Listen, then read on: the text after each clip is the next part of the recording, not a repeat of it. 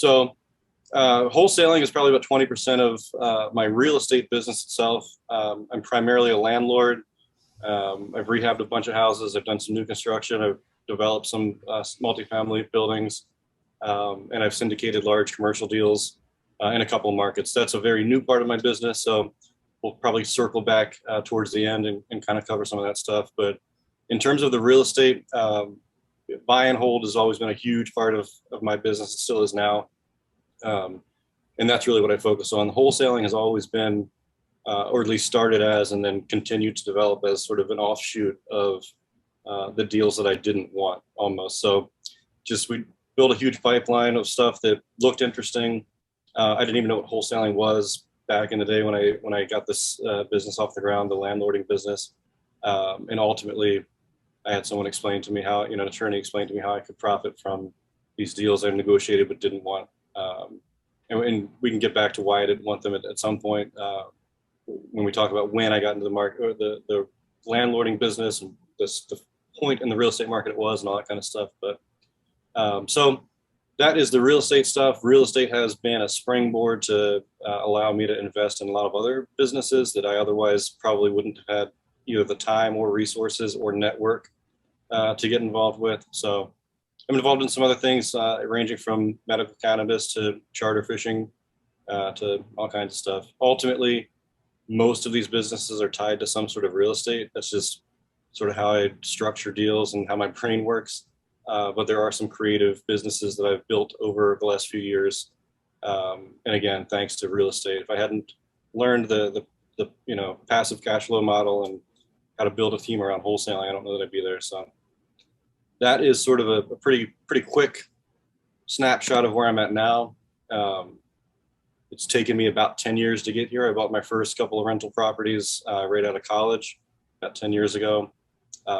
Like I said, I had no idea. I had no idea what I was doing. Number one, I had no idea what ways you could make money in real estate. I was just going out and trying to find some stuff that was relatively cheap and putting tenants in it. So learned a lot of very expensive lessons. I also say I think I got very, very lucky. My first 10 or 12 rentals, probably. Things just, the stars aligned, tenants paid. I don't know, things worked out really well. Of course, I've learned some expensive lessons over the years, but at least getting the thing off the ground worked out fairly well. It was also, when I say I was lucky, it was also a really great time in the market. This is right after the 2008, 9, 10 crash. I started buying properties in 2011, 12, 13. So inventory was available. Banks had no idea what to do with, the crap that was on their balance sheet. And luckily I had a couple dollars, not much, a couple dollars from working every job I could possibly work. And I dumped all of that money into real estate. So that's kind of the start. Like I said, landlording was the only thing I knew about for years and years. I rehabbed every rental that I bought from the start. And I think that was another really lucky decision that I made. As I moved through that business, I didn't realize how valuable that would become. So at least in the Baltimore market, when you deal with all kinds of things like lead paint and other environmental concerns related to older properties. So again, fast forward a year or two from me getting started, I had a small portfolio of rentals. The BRRRR model, before people were really talking about BRRRR, I went out and found some hard money. I went out and renovated the properties, refinanced them, and kept doing it. So that's before sort of BRRRR was out there, and everyone and their brother wrote a book on it. And like I said, I wish those books were written because I learned a lot of expensive lessons. But yeah, so landlording, that passive cash flow model gave me time. At the end of a year or two, gave me time to start researching some other businesses that I wanted to be in. And the next thing I got into was tax liens. And I saw tax liens as a product that I could build a fund around. So, when you buy tax liens or bid on tax liens at auction, those returns are guaranteed, at least par guaranteed by the municipality you're buying them from. Essentially, I'm oversimplifying, but the fact that return is guaranteed and legal fees are guaranteed, et cetera, makes it very attractive for other investors, hands-off investors, to dump money into. So I looked at that. I said, all right, I got a couple dollars. I can't do much with that in the tax lien space, but if I package the fund properly, I can sell it. So I raised a couple $1 million and bid on tax liens. And that after that first major tax lien auction was when I got into wholesaling, because I ended up, owning a bunch of liens, ended up foreclosing a bunch of properties, needed to sell them. So I started building, buyers list. I started connecting with people that would buy the product that I had. Started connecting with a lot of foreign investors, which was a strategy that I started working on pretty much right away. And then took that entire model and said, all right, if I can flip these tax lien properties very, very quickly, then let's just market. Let's start a wholesaling operation. At this point, that concept was introduced to me. And that's probably 5 years ago, maybe 6, is when I flipped the switch on wholesaling. And that's been the rest is history, I guess you could say. So I don't know in what I said, do you have any questions, or if I could add some color there, but. Yeah, I mean, I could take that a lot of different directions. I want to make sure, since I'm recording now, that you guys, and I realized I sent the chat just to me and myself and Daniel. Neil may correct my grammar there, but make sure to shoot us an email, answers@investorfuse.com. I'll type it in the chat here. And that's where you're going to get the bonus video that we're still going to edit, where Daniel is going through his entire software and tech stack and talks about delegation and things like that, going through his IF3 setup, everything like that. So hit us at answers@investorfuse.com for that recording, and we'll turn around and get that to you next week. I'm curious, there's a lot of ways that we could go there. Also, guys, feel free to send in questions in the Q&A in the chat. We can bring those on live for Daniel. Just knowing you personally and us being friends and hanging out and stuff in Baltimore, I know that you sell a lot of your properties to foreign investors, and that you have found a niche in that. Is that something that anybody on this call could be doing in their market, or do you think it's kind of market specific or product specific as far as the type of real estate asset that they're selling to investors? So I think that everyone on this call and everyone that listens to this call in the future can do the exact same thing I did. There's no real secret sauce to it. I think that there is a buyer for every product.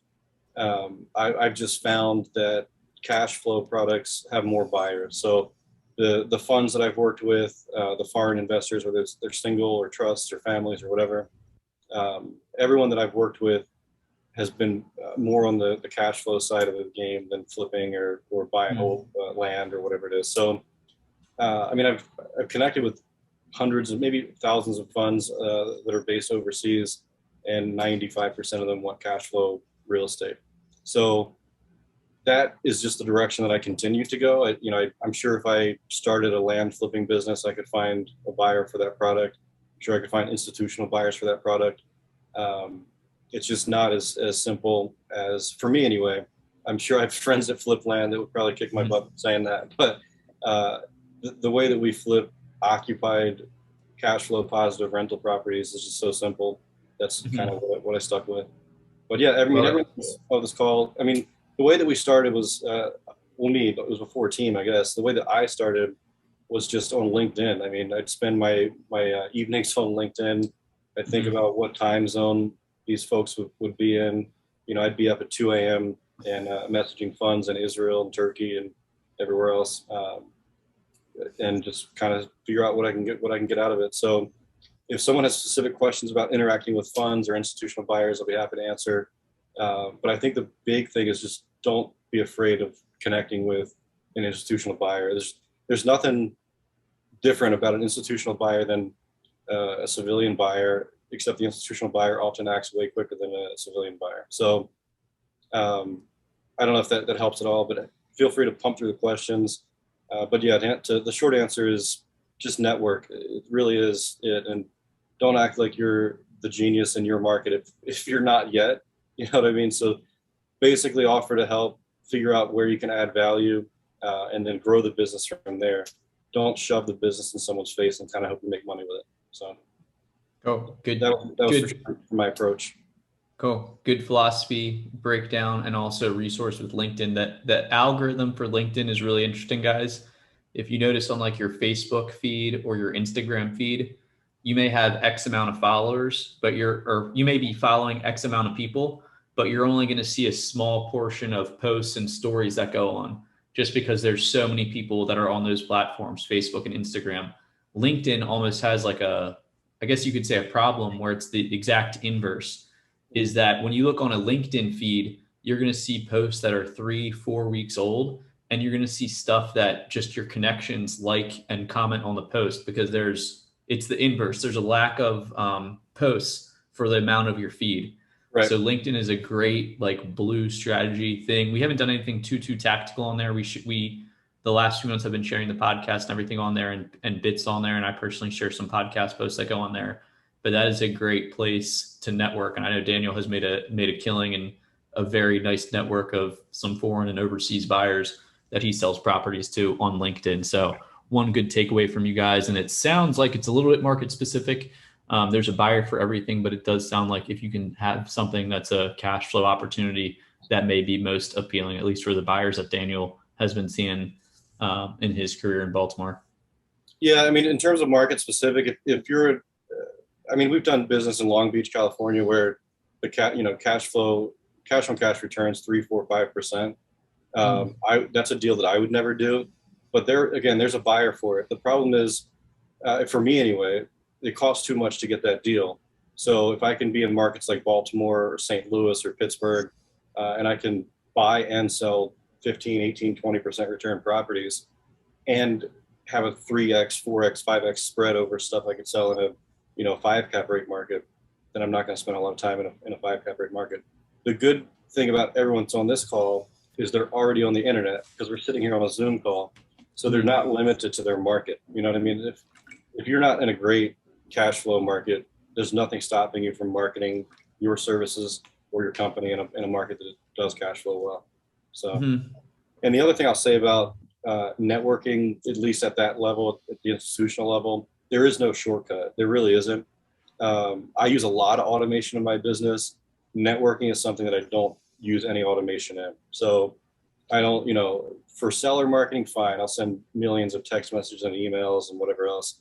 But when networking with institutional buyers, every single time I've tried to introduce any kind of automation, it's never gone well. So just, brew a pot of coffee if you want to stay up all night and talk to institutional buyers from overseas. But I would not get on LinkedIn and kill everybody with a bunch of automated messages. It never works out well. Yep. And funny enough, or ironic enough, that's the first time that we met at one of your networking events at Bond Street Social in Baltimore City. It was the first time that we met, even though he had been on InvestorFuse. So big advocate of networking. Anytime I travel, I try to meet up with either InvestorFuse members or people in the space. So always good to be networking.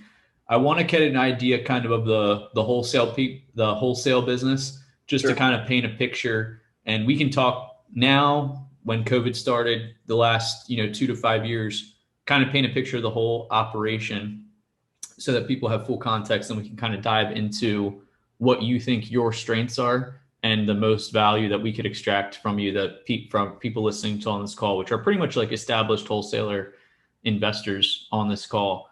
Right. So let's start with marketing and lead gen, and we can even talk data prior to that. We'd love to hear all thoughts on data, prospect data, and how you reach out to them, and marketing in general. Well, yeah, something you and I were talking about earlier today on the call, the recording that people will grab, I guess. It's just reverse engineering our most successful transactions.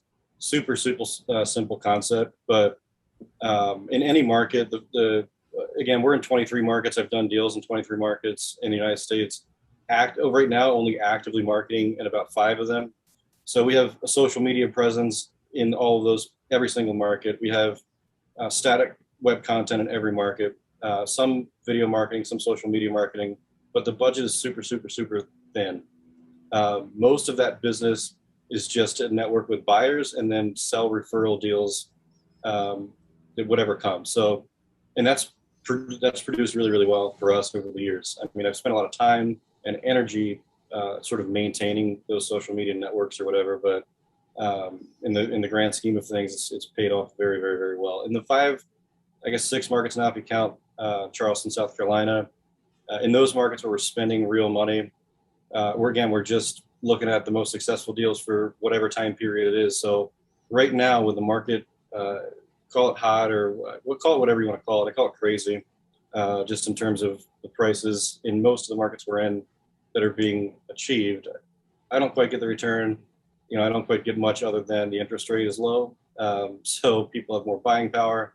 We'll see how long that lasts. But in the markets that we're spending money, it's certainly during COVID and post-COVID or whatever this is now, things have changed so fast that I'm basing my new marketing on whatever is currently producing. So if our team is best equipped to handle tax lien issues in Baltimore City, then we're marketing to tax lien issues in Baltimore City. If we're trying to sell vacation rentals in South Carolina, then that's where the marketing is going. So the good news is all of that data exists. Every piece of data you need exists for every property or owner. And luckily, most of that data is available for very, very cheap inside of PropStream. If not, there's plenty of services that can give you that data for very, very cheap as well. But long story short, we look at the last, we'll take that quarter, the previous quarter, we'll look at the handful of transactions in that market that produce the best return.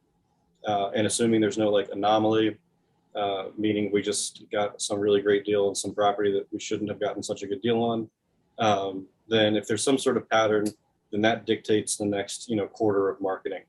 So it's a kind of a micro approach. It's been very efficient for me, for the team.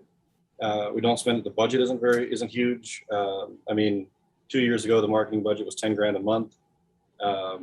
Now the marketing budget is less than $1,000 in Baltimore, less than $3,500 a month across all markets, which is insane.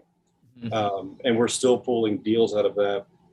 And I will say this, that we scaled back that marketing budget immediately, cut it in half as we went into COVID for two reasons.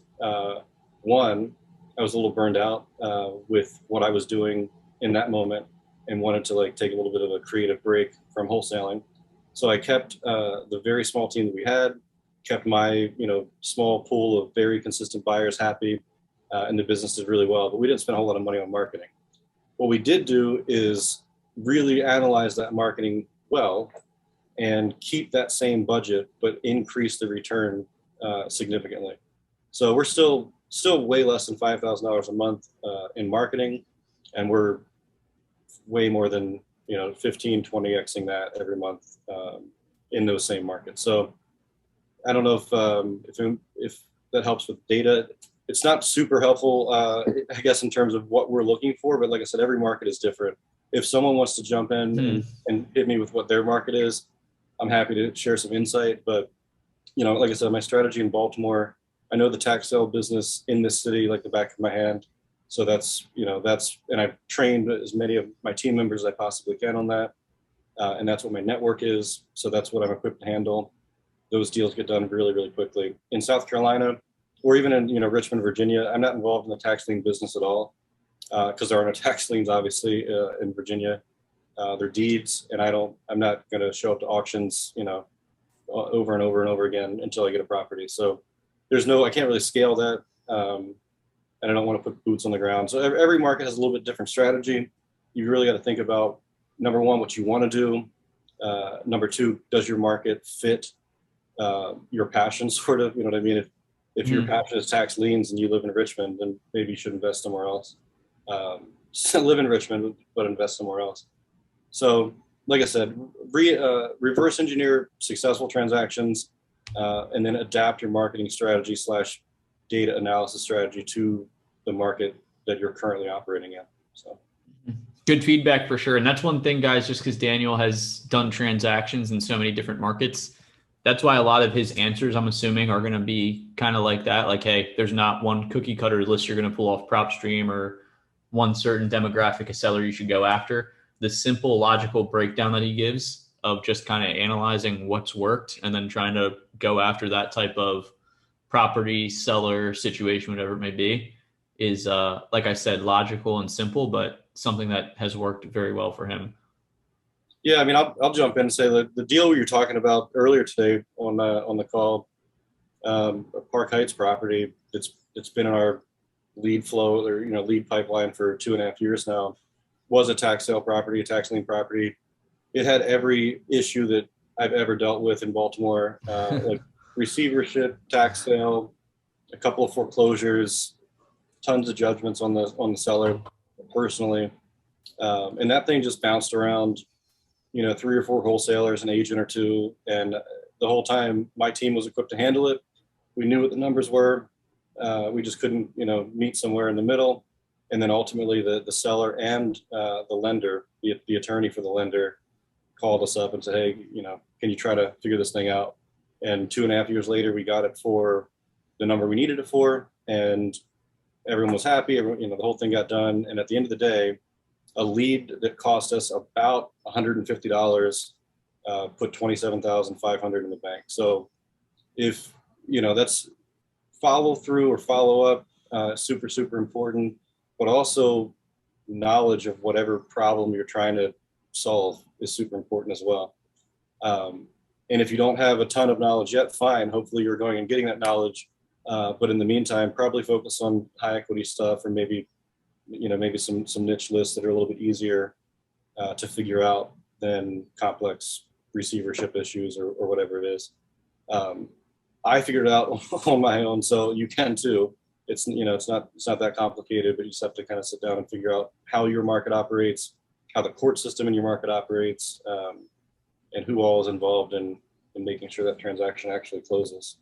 Mm-hmm. That made me think of a quote you had earlier. I wasn't sure if it was recording at the time when we had the screen share portion of it, but you said, I'm not a genius, but I'm able to network with people that are close to geniuses in their own specific niches of what they do and have them on your team. You said something like that, which is exactly kind of what you're going through right now. Yeah, 100%, 100%. Cool, man. Any questions, feel free to shoot those in, guys. Again, I'm going to put it in here again. This is kind of like a 2-part call. The first part that we're going to edit up, shoot us an email here, answers@investorfuse.com, and we'll send that over to you next week. We should have that turned around where we edit some of the seller info and some of Daniel's personal or business info that's inside of his InvestorFuse, Slack, different accounts like that. Let's talk a little bit about team structure and kind of mindset we've hit on a little bit as far as kind of simplifying and contracting during the beginning of COVID and everything like that. Yeah, and I guess we can also incorporate how you and your team use InvestorFuse, like the CEO operator that has multiple businesses besides the real estate acquisitions going on. Yeah, absolutely. I mean, pre-COVID, I was less focused. Let's just say 2.5 years ago, the wholesaling business was probably not business. Let's say the wholesaling team was the largest it's ever been. I probably had about 13 people, including myself, that were somehow involved in the wholesaling business full time. That was, it produced, it made sense. But we also had that, $10,000-$11,000 a month marketing budget. We also had the tech stack was costing maybe $6,000 a month. These are big numbers for a business whose expenses should be much, much, much lower. So we moved into, the fall prior to COVID. I was already looking at how I wanted to expand in some other markets and whether or not I wanted the entire team involved in that business or how I wanted to kind of break that apart. So I was already in the process of trying to figure out how to make this thing more efficient. Because one thing I hate, I love real estate, hate managing people, absolutely hate managing people. It's not in my DNA. Like I was saying earlier, good news is I can hire a good manager. Yeah. So, that's possible. But before this happened, before I hired an acquisition manager, before I put actual responsibility on someone else and held them accountable, I was, chief bottle washer and did everything. So I was in that phase, whatever, the return was decent. The money was okay. The business was good. I'm sure everyone on this call would think the business looked great on paper. But I was working way too much and I didn't have the freedom to invest in other things. Other things that would come across my desk. I had no time. And I was spending way too much money on the business itself. So when you're already dropping $150,000, $175,000 a year on the business, the fact that it produces $1 million a year is fine. That's great. But you don't need to spend $175,000 a year to produce $1 million a year. So once I sort of kept telling myself that enough to where I believed it. I slimmed this team down significantly. That happened right around the same time that we moved into COVID. So I wouldn't say it was convenient, but everything just kind of collided. And 6 months into COVID, at that point, completely reorganized how I do wholesaling, what business I want to attack, what percentage of my business needs to be allocated to portfolios. So these, one-off deals, doing like the Liberty Heights deal that took us, 2.5 years, only maybe, let's call it like 30 or 40 touches, honestly. So 2 years is fine. The rest was automated. But doing those one-off deals and you put $20,000, $30,000 in the bank, that's great. But I can also work on a portfolio for 9 months, or the team can work on a portfolio for 9 months and put $250,000 in the bank. So that I really wanted to focus a lot more on the portfolio business, which means I had to up my networking game significantly. And that was an absolutely terrible time to get into the portfolio business because COVID happened and every institutional investor said, we're not buying real estate until we figure out what's going on. I don't want to introduce like politics at all into this call, but I will say that a lot of my foreign investors didn't want to buy real estate in the United States until after the presidential election. So you're talking about almost, 11 months, almost 12 months. No, I'm sorry, not 12. You're talking about 9 to 10 months of no institutional business, at least in the markets that I was established in, because people were afraid of how the market would react to either COVID or to the president that we had. So it gave me a lot of time to design the business that I wanted. But I didn't have a lot of revenue during that time. So I needed to put some effort into some other businesses. And that's when I syndicated some commercial real estate deals in a few different markets. So I plugged the gap by buying more cash flow, which is something I was telling you about earlier. And as long as I can purchase cash flow in other markets, and a successful wholesaling business gives me the time and freedom to do that, those are a perfect marriage in my opinion. So yeah, the deals are always on your desk if you're the one looking for them. And then if the deal doesn't fit your criteria and you're a decent wholesaler, you can always get rid of it. Mm-hmm. Yeah, I mean, we could touch on a lot of different stuff of, the different avenues that real estate's taking you in. Probably going to keep this specific call. And I already see some emails popping in, guys, for the recording. I appreciate that. We'll definitely send that your way. Again, answers@investorfuse.com, strictly for Daniel screen sharing his tech and software stack, including how his team uses InvestorFuse and pulls data, everything like that, and just kind of managing it, because that's definitely one of your strengths, isn't it? Like the tech and the software and kind of understanding how data works, understanding your deal flow and things like that is definitely one of your strengths. Yeah, I mean, so you mentioned when you opened this call, you said something about big data. I know people use that label a little bit. I don't know that anyone knows what big data is as it relates to real estate quite yet. I think that we have available to everyone on this call, we have the most amount of data that we've ever had at the lowest price it's ever been. So if you want to call that big data, great. What we don't have access, or what the people in this call don't have a lot of access to, unless there's a couple billionaires on here that I don't know about, is intuitive data and artificial intelligence and kind of matching those things up. I mean, you and I both know a couple of folks that are working on some pretty interesting projects. And maybe a year or two from now, those products will be relatively affordable. And that would be awesome. But right now, all we have is a large set of data and not that many people that know how to use it. And I'm not saying I know how to use it. I'm just saying I know that we're headed in a direction where we'll be able to make every decision with data. So I'd like to study it as much as I can. So when we are there, hopefully we're making pretty good decisions. Mm-hmm. Well said. Let's touch a little bit. I know that we did on the screen share call, a little bit like how you establish your presence on social media in different markets. I also think it's something good to hear, just your philosophy behind that. Yeah. So something back to the point I made a couple of minutes ago, one of our core values on the team is educate before you sell. And the grammar there probably isn't perfect, but the idea is, that when we engage someone, if we're using our data properly, let's say it's a seller, if we're using our data properly, we've got a pretty good idea of what their problem is. And if we don't know how to solve it, then we don't have any business being on the phone with them, in my opinion. So simple stuff, like, for instance, in this market, I'm sure a lot of people in a lot of areas are dealing with low equity deals, right? So maybe your only exit option is subject to or something like that.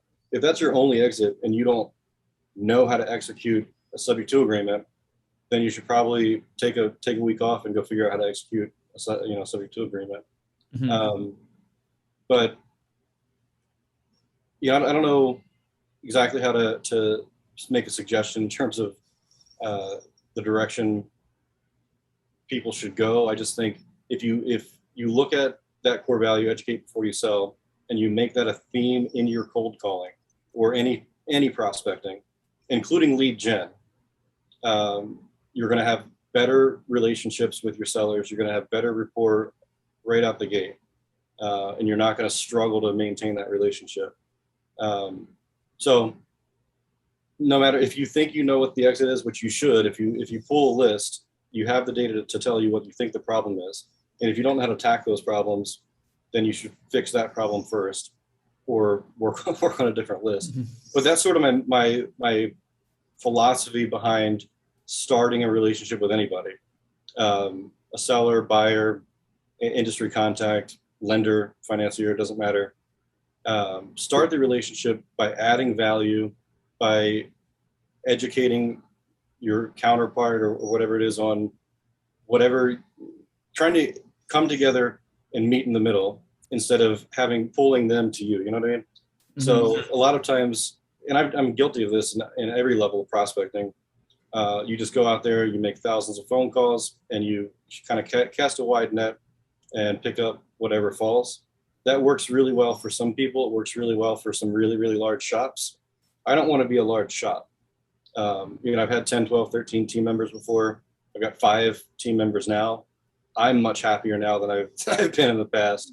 And I want those 5 team members to learn as much about real estate as they possibly can. So when we're interacting with anybody in our sphere of influence, they, number one, present a good face for the company. And number 2, just add so much value to whoever they're dealing with that we've got a repeat customer or a referral partner probably. So that's how, that's how I look at some markets we go into. We put out a bunch of content on helping landlords, how to do eviction process stuff. We don't offer legal advice in other markets, but just put out a bunch of guides on how landlords should work with their tenants.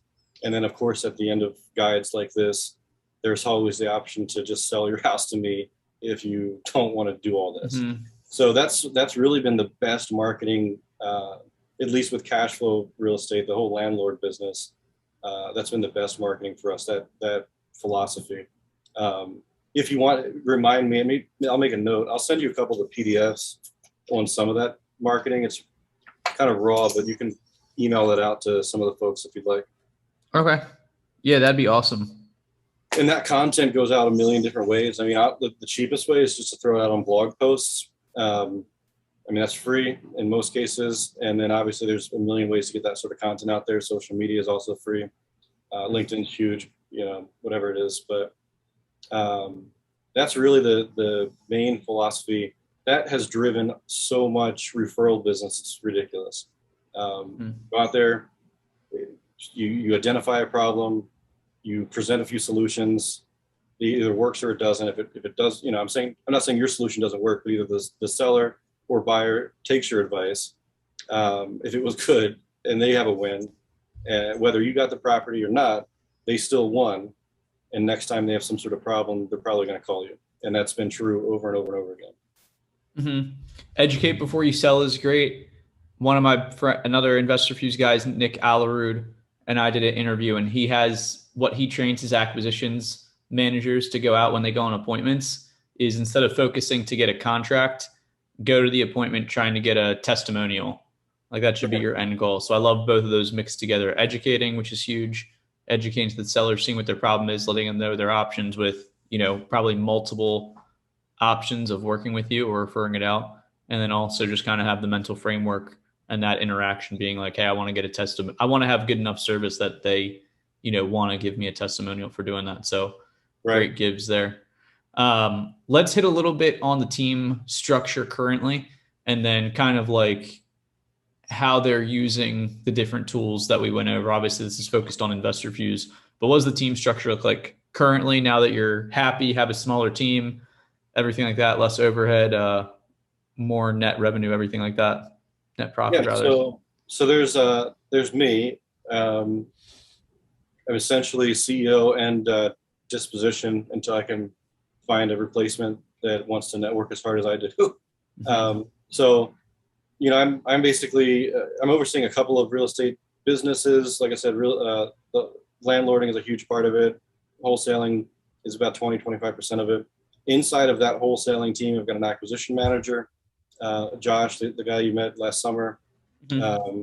Josh came to me as a licensed appraiser, wanting to get into just the transaction business. Ultimately, wants to do some development stuff, but wants to learn. This is a great way to learn. I've always said wholesaling is a fantastic way to expose you to every area of real estate, and if you pay attention, you'll learn a lot.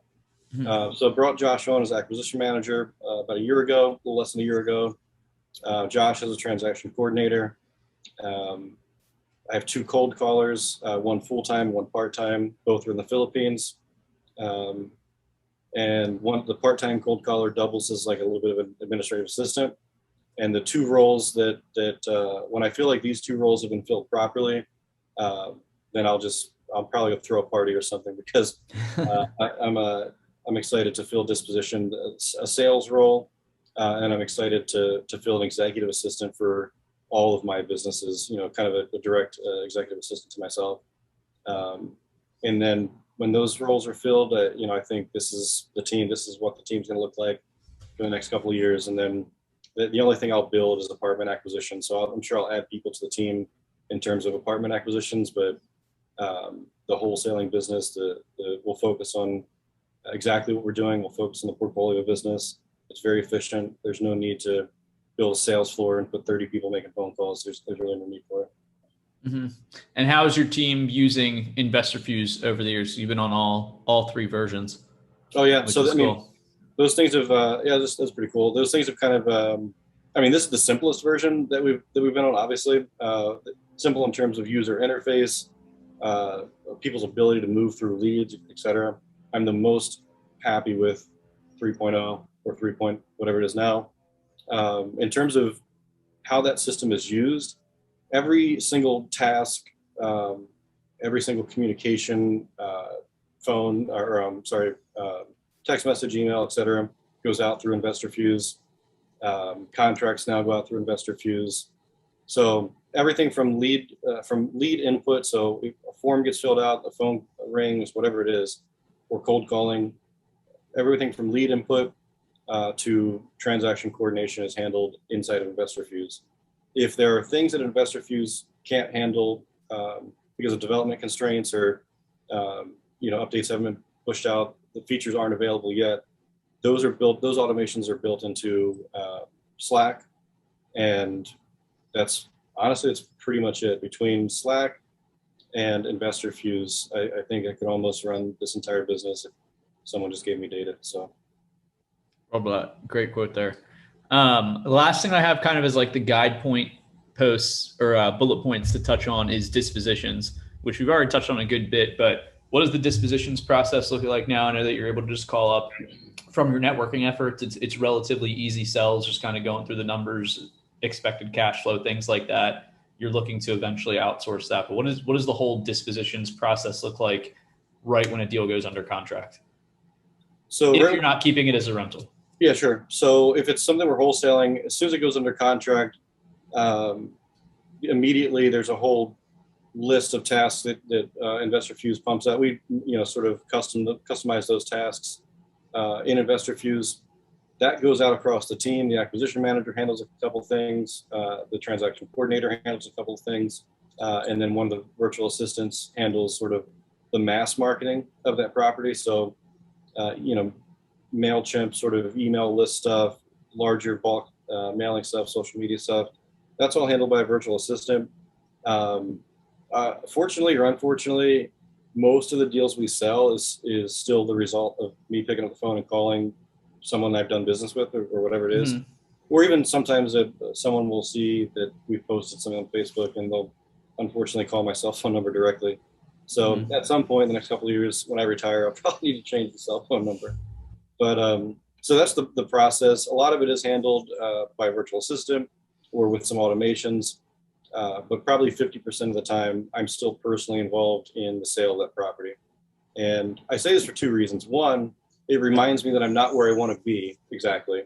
It reminds me that I can't completely disconnect from the business and still make the same revenue that I want. And that reminder keeps me focused on building out the rest of the business.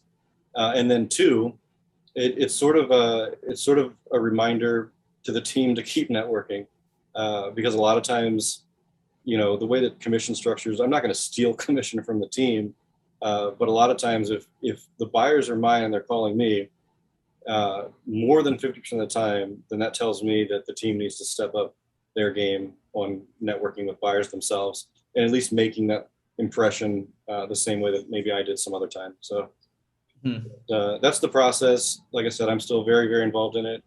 I get some energy from it. I do like making deals. I like picking up the phone. I like negotiating. I like hanging up the phone and saying heck yeah, or ringing the bell. But at the end of the day, I know that I can't scale me on the phone. So at some point, I'll finish designing this process and hire the other 2 or 3 people I need.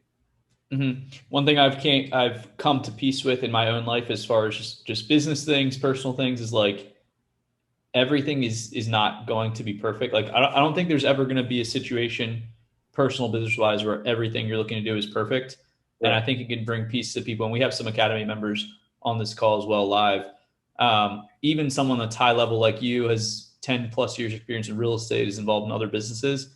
You know, throughout the time that we've known each other, conversations that we have, it's like there's always something that's like a pain for you, or like that you're trying to fix or eliminate or delegate, get rid of, or change, but you're also, still successful and everything like that. So I think that's something that people can have a little bit of peace of mind, as well as as I mentioned, I did, is that you should always be looking to optimize and improve things, kind of reflect on what's going on, what's worked well for you, what hasn't, but also realize even people that are super, super successful have similar obstacles and things going on as well. Yeah, absolutely. I mean, the whole nothing is ever perfect thing is, I think, a super important conversation to certainly people that are just starting out and haven't proven that to themselves yet. Like, so let's back up maybe 3 years, when my expenses were the most they've ever been, when the team was the biggest it's ever been. My mindset was also that everything needed to be perfect. The systems need to be perfect. The data needed to be perfect. If it wasn't perfect, I wasn't working in it. And again, although the business made some money, it was incredibly taxing, mentally. And also at some point, I just gave up the fact that, these perfect systems didn't exist because they kept evolving. One system would get a little bit better, one system would get a little bit worse. And at some point, I don't remember the revelation. I wish I could tell you it was sometime, at 3:30 p.m. or something. But at some point I was just like, this is ridiculous. Let's just thin this thing out. Let's just pick good enough stuff, good enough data, good enough systems, and then we'll plug the gaps with human capital for now. And then at some point, either we will invest in making those systems better, or we'll just replicate them in a better way. And quickly after making that switch, I forgot all about how things need to be perfect. So, because the funny thing is, the business was still there, people were still making money, and nothing was perfect. And that was such a freeing place for me to be in. And it cut my operating expenses by 60%. So that was I think it's huge for everyone that is just starting to, or maybe not just starting to get there, but just starting to hit their first big revenue goal, whatever it is. So until you hit that revenue goal, I wouldn't worry about spending 3 weeks trying to find the perfect data. Just get some data and make some phone calls. So. Love it. What's the as I asked for any final questions here, guys, if you have anything that you'd like to chat into Daniel, What's the best place to kind of connect with you, follow with you for folks that are listening to the call? Probably Instagram. The spelling of my last name is not that easy, but either Instagram or Facebook. Facebook, I kind of get buried in messages, so let's try to stick to Instagram. I'll try to stay focused on Instagram. Okay. Awesome. And I'll make sure that I have that in the show notes when we repurpose this on the podcast and YouTube and everything like that. I'll put your Instagram there. And I think we got it on the intake form already, but just for those on live. Last call for any questions, guys. Again, I already saw the emails come in pretty much from everybody that's on the call here. And I'll make sure that everybody that was on live, I'll send it to you, the screen share portion of kind of what we're verbally going through right now. And then any final last words or anything that you want to touch on to kind of put a bow on this thing and close it out? I mean, I guess I'll say that I still need to give you that video for some stuff we talked about earlier. So everyone that emailed, thanks so much. Also, give Carlos the freedom to get this email out maybe tomorrow or Monday, because I do need to give him some additional content, including the thing we just talked about a minute ago. So give me a little bit of time from that. And other than that, not really. I mean, I'm happy to, like I said, answer any questions or whatever it is about a specific market or specific problem someone might be having or whatever. Awesome. Pop, I appreciate that. Dan's dad said, thanks for your insights, Daniel. Thanks, Lois. Have a great weekend. Neil. Thank you, Neil. Appreciate that, my man. Cool, guys. Well, thank you for checking out, carving an hour out of your day, and we'll talk to you soon. Daniel, as always, thanks again. Looking forward to hang out when I get back in Baltimore. Yeah, awesome. Enjoy Miami. I'll talk to you soon. Awesome. Thanks, man. Have a great day, guys. Thanks, Brett. See you. Great info from Kevin. Cool, guys.